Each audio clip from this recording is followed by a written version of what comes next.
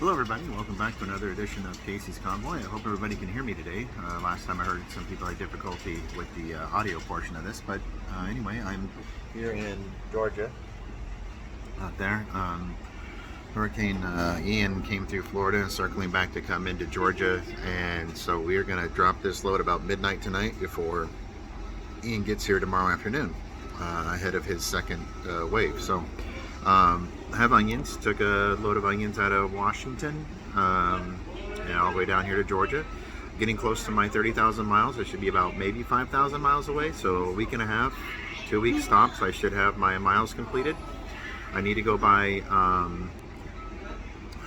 whatchamacallit, Prime One, the main Prime place in Missouri, and get my Twix card. It's some card for truckers that we need to have to, it's like a background clearance thing, whatever, so the federal government knows that we're out there and tracks us and keeps an eye on us, make sure we're not doing anything naughty, so we have to behave ourselves, darn it.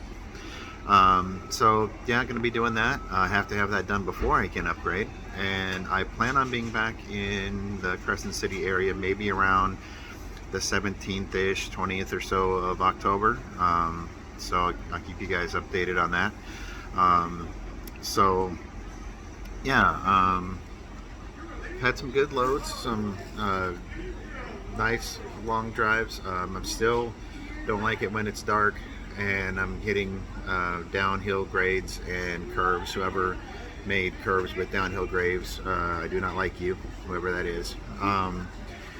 Had one car come up to me or at a four-way stop, and I got there well before they did. They were on my right. I know tie goes to the runner. I know basic traffic laws.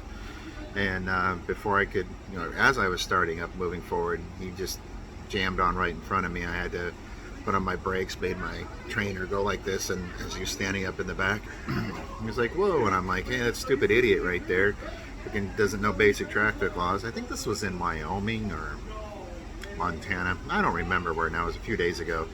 Really made me mad. Really made me mad. It's like, I don't want to be bouncing my trainer around the back of the truck and braking real hard and stuff.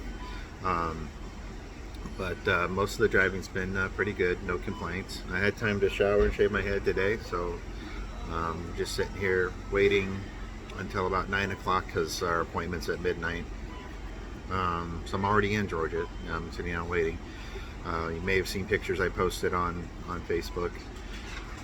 It seems like there was a whole bunch of things I wanted to say, and then now I finally have time to do a video. I'm sitting here, it's like I can't think of any. I've been doing a lot of stuff with my mom today in her house, and talking with my sister and stuff. My mom went to the hospital not too long ago, and then now she's in a rehab facility down by San Francisco, San Pablo, I believe, and she'll be going down to San Diego from there, so she's not going to be coming back to the house. So we're looking for somewhere to place her dog, because I can't take the dog with me. My sister can't take the dog with her. My mom's not going to be able to take the dog with her. It's like a 13-year-old dog that's been in the family for a long time, so it's really kind of want to make sure it goes to a good home and it's being taken care of. But just been really busy today with different things, trying to coordinate. Because it was today we had a phone call conversation with her caregivers and stuff, and she's just really not able to take care of herself. She's 80 years old, and if she was 80 and could get up and still drive herself places to pick up her meds and stuff, especially in Crescent City, it's a beautiful area, but you watch those commercials on TV where CVS will deliver your meds. They don't do it in Crescent City. Walmart will deliver your food. They don't do that in Crescent City, and she doesn't have a car. There's no one there to take care of her, to get her to her appointments. And she's got to be able to get up and get out of bed and take care of herself. So just getting to the point where she's not able to do that basic stuff anymore. So we're going to have to look at moving her down to the San Diego area to assisted living place. In the meantime, boxing things up at the house. We're going to sell the house. We're going to keep the house and rent it out. I don't know. A lot of unknowns. So, but enough about that. That's not what this YouTube channel's for. But that's what's on my mind today. That's why I can't probably think of what it was I wanted to to say. I've been waiting a few days to make this video. The floral load I was on, it took, I talked to you guys right before we did a floral load out of Miami, Florida, all the way up to Washington. That was close to 4,000 miles. I think the total would have been 4,000, but it went into Canada, and we didn't take it all the way into Canada. We stopped along the way, so the load got lighter and lighter as we went. Some places helped us unload, some places unloaded on their own, some places just kind of expected us to unload it, and we don't do that. I mean, we do, me and my partner did, because we want to get it done and get into the next stop and complete our mission. But we could have just sat in the truck if we weren't in a hurry and said, no, you guys unload it. They told us they were going to send a team to unload it at the first stop. The team was one person.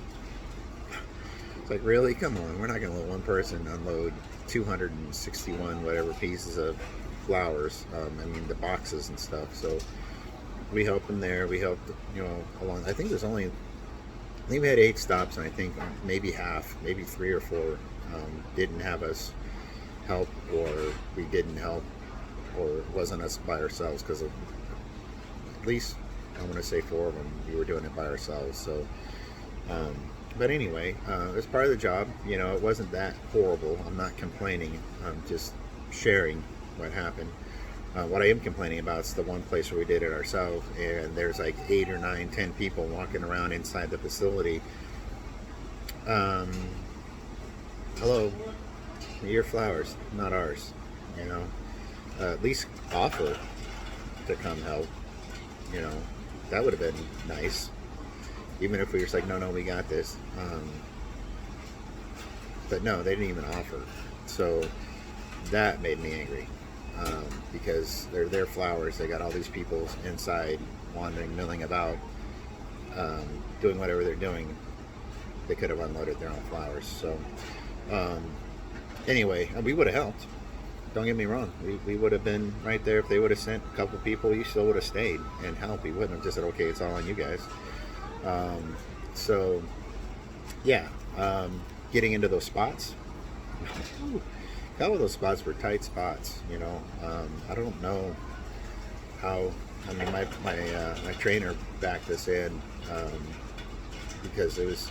I don't want to get an extra 10,000 miles training because I scratched up the trailer, or dinged up his truck trying to get in some of those tight spots. It's just ridiculous.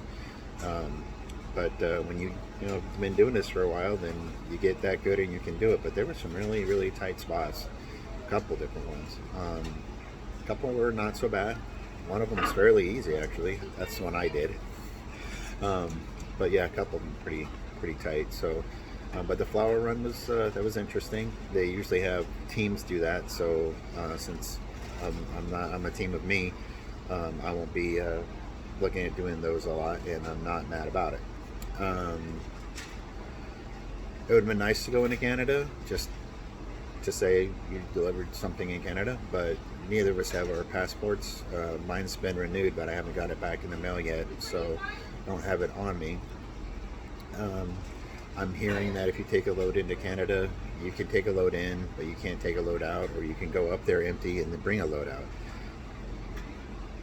Doesn't make any sense. Should be able to take a load up, take a load back. What else? I don't know. Just been, enjoying it, seeing a lot of beautiful things. I take some pictures and I share with you guys. I share on Facebook the different pictures of different places when I can take pictures. I usually take pictures when I wake up and my trainer's still driving, because obviously when I'm asleep I don't take pictures, and when I'm driving by myself I don't take pictures. So there's a lot of things I wish I could have taken pictures of that I saw. Yesterday there was a truck that was on fire. Its drive wheels were on fire. That was not something I see every day. There was an animal hauler overturned on its side, and as I got closer I could see there were a bunch of pigs up on the side of the hill. So it must have been hauling pigs, because there was a whole herd of pigs running on that hill, just sitting there eating grass on the hill. And then there was another truck I saw flipped over on its side in the ditch on my side of the road, even further on past that. So you definitely got to be careful out there. Things can happen. I don't know what caused any of the three of those accidents. So just trying to take it slow. Prime, we are governed on our rig, so the fastest I can go on a flat surface is 65. If I get going downhill, I can get up to 70. May have been up to 75 once or twice. I'm not admitting that, on it going downhill with the wind at my back. But you can only do that for a little while, and then you get a warning that you're exceeding the speed thing for prime. So we can only go so fast. I was trying to pass the truck going 64 because if I'm coming up behind it, my sensor is going to read that it's going 64 and it's going to slow me down below 64, and I wanted to go 65. And when you're making these long hauls, yeah, it matters. That 1 mile an hour matters, especially since I'd probably be going more like 63 or 62 behind it. So try to go around it, and they kept at their normal speed, and it took me 15 minutes to pass them going 1 mile an hour faster. If a truck's passing me, I try to slow down to give it room so we can free up the road for, I mean, all these people are piling up behind me, but I got to get where I got to get to. So I had to pass a couple times yesterday. Truck going 63, another one going 64. Slow down, you know, let a brother pass. But anyway, everything's going well, and like I said, it should be done soon. And so I'll keep you guys posted on how things are going. I hope everybody's doing well.